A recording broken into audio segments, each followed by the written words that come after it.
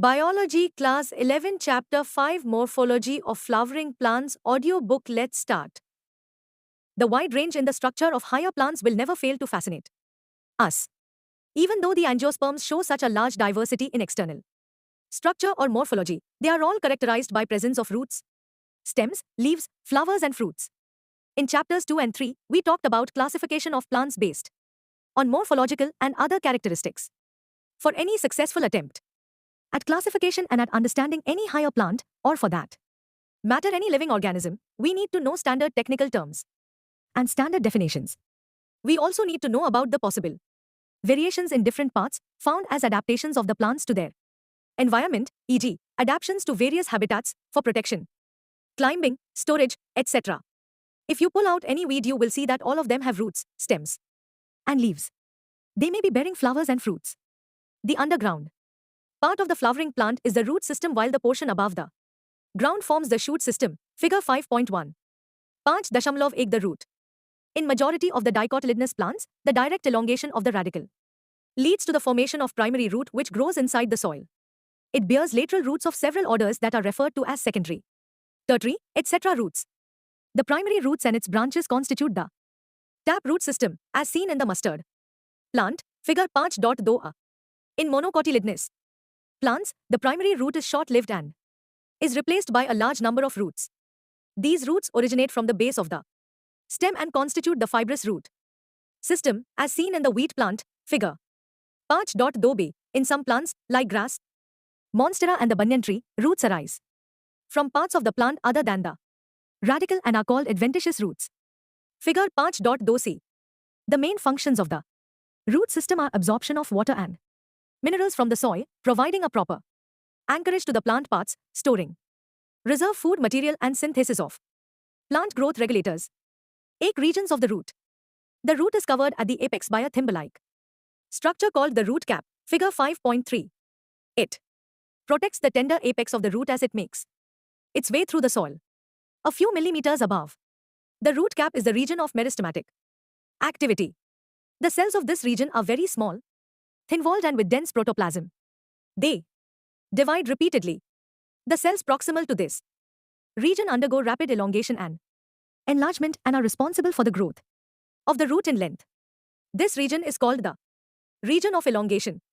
The cells of the elongation zone gradually differentiate and mature. Hence, this zone, proximal to region of elongation, is called the region of maturation.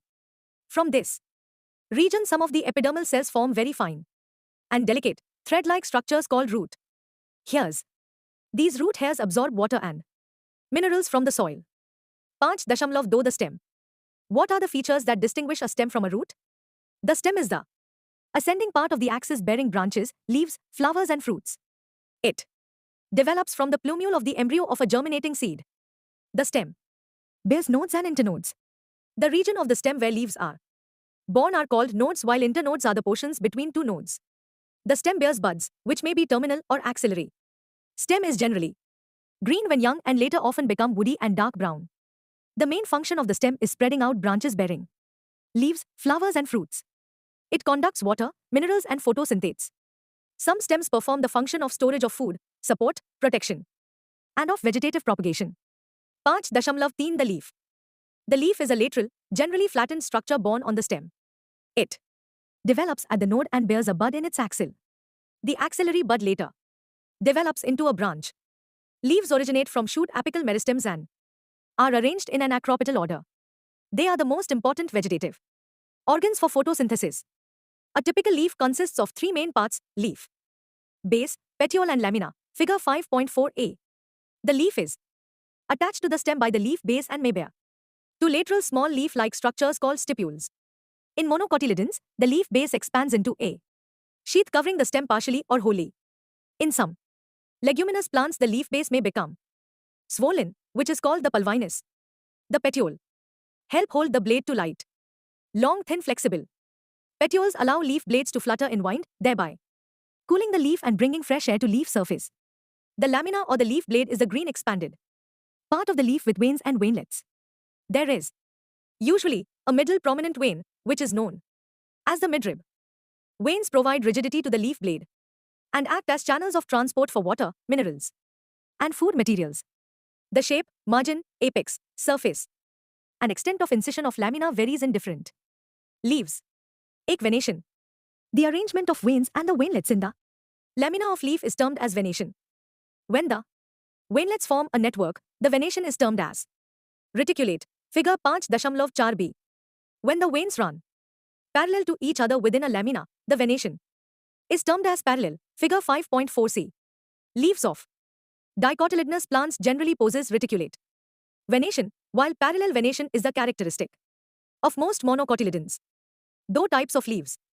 A leaf is said to be simple when its lamina is entire, or when incised, the incisions do not touch the midrib. When the incisions of the lamina reach up to the midrib, breaking it into a number of leaflets, the leaf is called compound. A bud is present in the axil of petiole in both simple and compound leaves, but not in the axil of leaflets of the compound leaf. The compound leaves may be of two types. Figure 5.5. In a pinnately compound leaf A, number of leaflets are present on a common axis, the rachis, which represents the midrib of the leaf as in neem.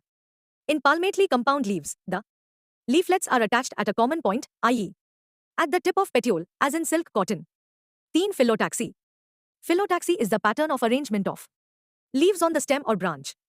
This is usually of three types: alternate, opposite and whorled. Figure 5.6. In alternate type of phyllotaxy, a single leaf arises at each node. In alternate manner, as in China rose, mustard and sunflower plants. In opposite type, a pair of leaves arise at each node and lie opposite to each other, as in calotropis and guava plants.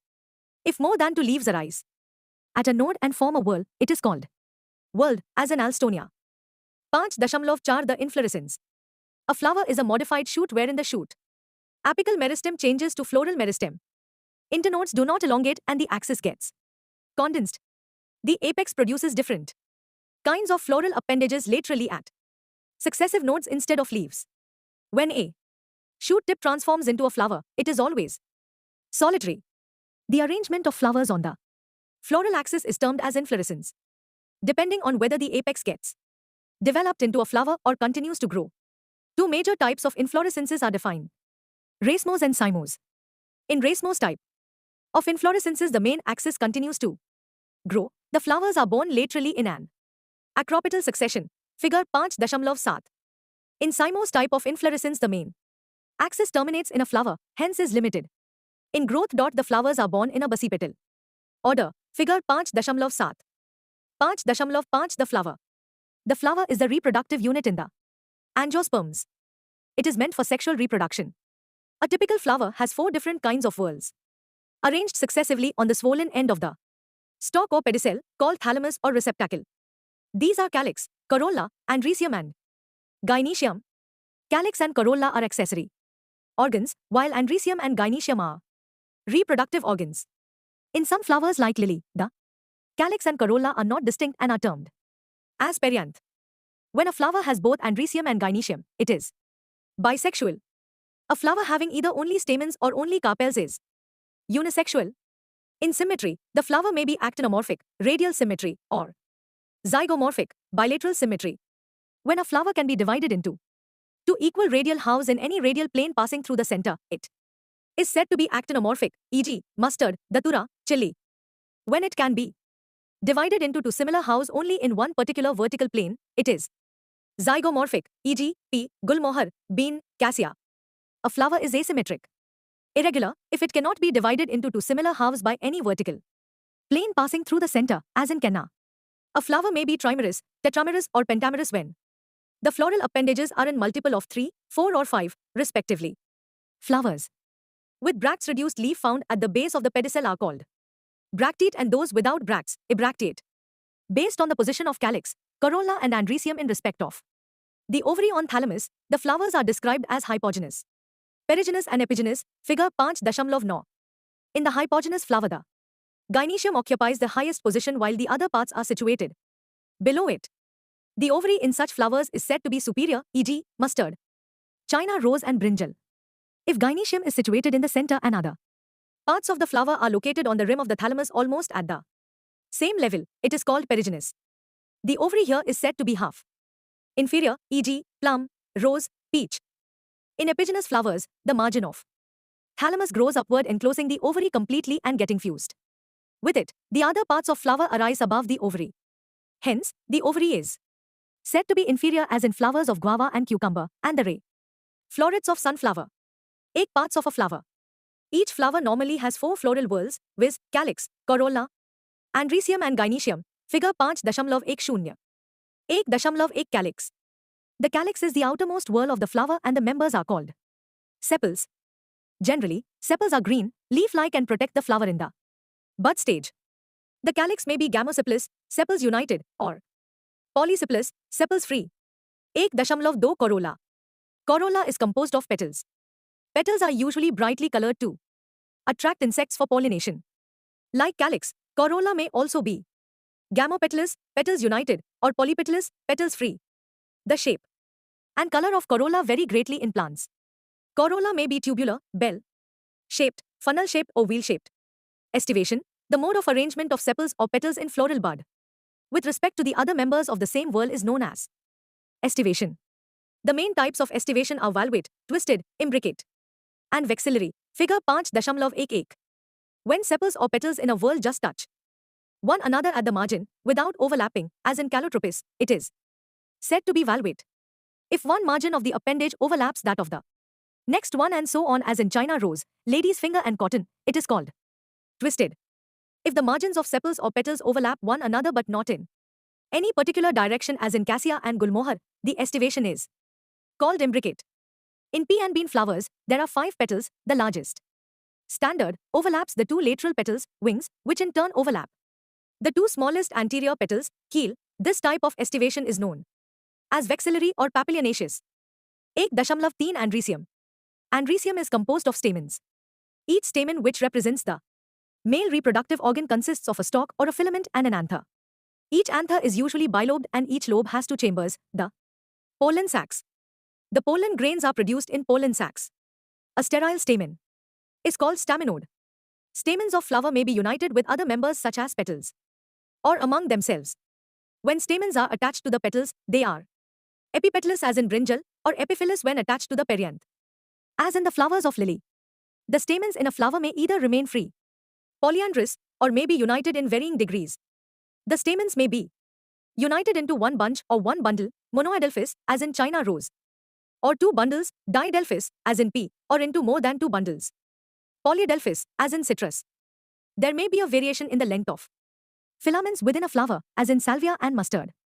1.4 gynoecium. Gynoecium is the female reproductive part of the flower and is made up of 1 or more carpels. A carpel consists of 3 parts, namely stigma, style and ovary. Ovary is the enlarged basal part, on which lies the elongated tube, the style. The style connects the ovary to the stigma. The stigma is usually at the tip of the style and is the receptive surface for pollen grains. Each ovary bears 1 or more ovules attached to a flattened, cushion-like placenta. When more than 1 carpel is present, they may be free, as in lotus and rose, and are called apocarpous. They are termed syncarpous when carpels are fused, as in mustard and tomato. After fertilization, the ovules develop into seeds and the ovary matures into a fruit. Placentation, the arrangement of ovules within the ovary, is known as placentation. The placentation are of different types, namely marginal, axial, parietal, basal, central and free central. Figure 5.12. In marginal placentation, the placenta forms a ridge along the ventral suture of the ovary and the ovules are born on this ridge, forming 2 rows, as in pea. When the placenta is axial and the ovules are attached to it in a multilocular ovary, the placentaen is said to be axial, as in China rose, tomato and lemon. In parietal placentation, the ovules develop on the inner wall of the ovary or on peripheral part. Ovary is 1-chambered but it becomes 2-chambered due to the formation of the false septum, e.g., mustard and argemone. When the ovules are born on central axis and septa are absent, as in dianthus and primrose, the placentation is called free central. In basal placentation, the placenta develops at the base of ovary and a single ovule is attached to it, as in sunflower, marigold. 5.6 The fruit. The fruit is a characteristic feature of the flowering plants. It is a mature or ripened ovary developed after fertilization. If a fruit is Formed without fertilization of the ovary, it is called a parthenocarpic fruit. Generally, the fruit consists of a wall or pericarp and seeds. The pericarp may be dry or fleshy. When pericarp is thick and fleshy, it is differentiated into the outer epicarp, the middle mesocarp and the inner endocarp. In mango and coconut, the fruit is known as a drupe, figure 5.13. They develop from monocarpillary superior ovaries and are one-seeded. In mango, the pericarp is well differentiated into an outer thin epicarp, a middle fleshy edible mesocarp and an inner stony, hard endocarp. In coconut, which is also a drupe, the mesocarp is fibrous. 5.7 The seed. The ovules after fertilization develop into seeds. A seed is made up of a seed coat and an embryo. The embryo is made up of a radicle, an embryonal axis and one, as in wheat, maj, or two cotyledones, as in gram and pea. One structure of a dicotyledonous seed. The outermost covering of a seed is the seed coat. The seed coat has two layers, the outer testa and the inner tegmen. The hilum is a scar on the seed coat through which the developing seeds were attached to the fruit. Above the hilum is a small pore called the micropyle. Within the seed coat is the embryo, consisting of an embryonal axis and two cotyledones. The cotyledones are often fleshy and full of reserve food materials. At the two ends of the embryonal axis are present the radicle and the plumule, figure 5.14. In some seeds such as castor, the endosperm formed as a result of double fertilization is a food-storing tissue and called endospermic seeds. In plants such as bean, gram and pea, the endosperm is not present in mature seeds and such seeds are called non-endospermous. Though structure of monocotyledonous seed. Generally, monocotyledonous seeds are endospermic but some as in orchids are non-endospermic. In the seeds of cereals such as maj, the seed coat is membranous and generally fused with the fruit wall. The endosperm is bulky and stores food. The outer covering of endosperm separates the embryo by a proteinous layer called alurone layer. The embryo is small and situated in a groove at one end of the endosperm. It consists of one large and shield-shaped cotyledon known as cutellum and a short axis with a plumule and a radicle. The plumule and radicle are enclosed in sheaths which are called coleoptile and coleorhiza respectively. Figure 5.15. 5.8 Semi-technical description of a typical flowering plant. Various morphological features are used to describe a flowering plant. The description has to be brief, in a simple and scientific language and presented in a proper sequence. The plant is described beginning with its habit, vegetative characters, roots, stem and leaves, and then floral characters, inflorescence and flower parts. After describing various parts of plant, a floral diagram and a floral formula are presented. The floral formula is represented by some symbols. In the floral formula, BR stands for bracteate, K stands for calyx, C for corolla, P for perianth, A for andrecium and G for gynoecium, G for superior ovary and G for inferior ovary, for male, for female, for bisexual plants, for actinomorphic, and for zygomorphic nature of flower. Fusion is indicated by enclosing the figure within bracket and adhesion by a line drawn above the symbols of the floral parts. A floral diagram provides information about the number of parts of a flower, their arrangement and the relation they have with one another. Figure 5.16. The position of the mother axis with respect to the flower is represented by a dot on the top of the floral diagram. Calyx, corolla, andrecium and gynoecium are drawn in successive whorls, calyx being the outermost and the gynoecium being in the center. Floral formula also shows cohesion and adhesion within parts of whorls and between whorls.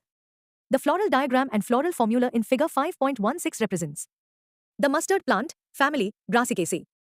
5.9 Solanaceae. It is a large family, commonly called as the potato family.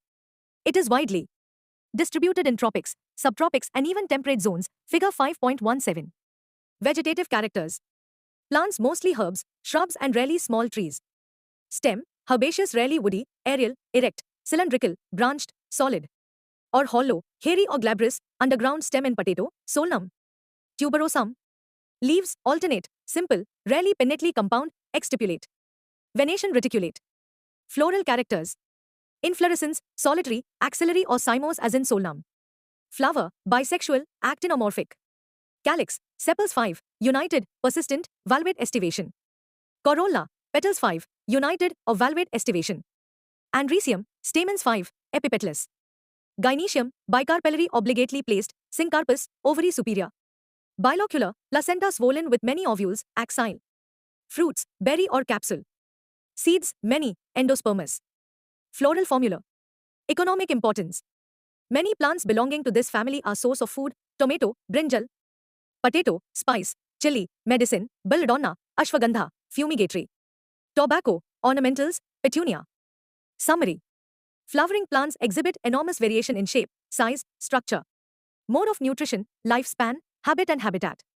They have well-developed root and shoot systems. Root system is either taproot or fibrous.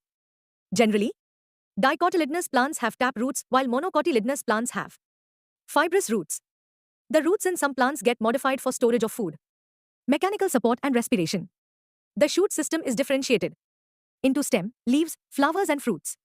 The morphological features of stems, like the presence of nodes and internodes, multicellular hair and positively phototropic nature, help to differentiate the stems from roots. Leaf is a lateral outgrowth of stem developed exogenously at the node. These are green in color to perform the function of photosynthesis. Leaves exhibit marked variations in their shape, size, margin, apex and extent of incisions. Of leaf blade, lamina. The flower is a modified shoot, meant for sexual reproduction. The flowers are arranged in different types of inflorescences. They exhibit enormous variation in structure, symmetry, position of ovary in relation to other parts, arrangement of petals, sepals, ovules, etc. After fertilization, the ovary is modified into fruits and ovules into seeds. Seeds either may be monocotyledonous or dicotyledonous. They vary in shape, size and period of viability. The floral characteristics form the basis of classification and identification of flowering plants. This can be illustrated through semi-technical descriptions of families. Hence, a flowering plant is described in a definite sequence by using scientific terms. The floral features are represented in the summarized form as floral diagrams and floral formula.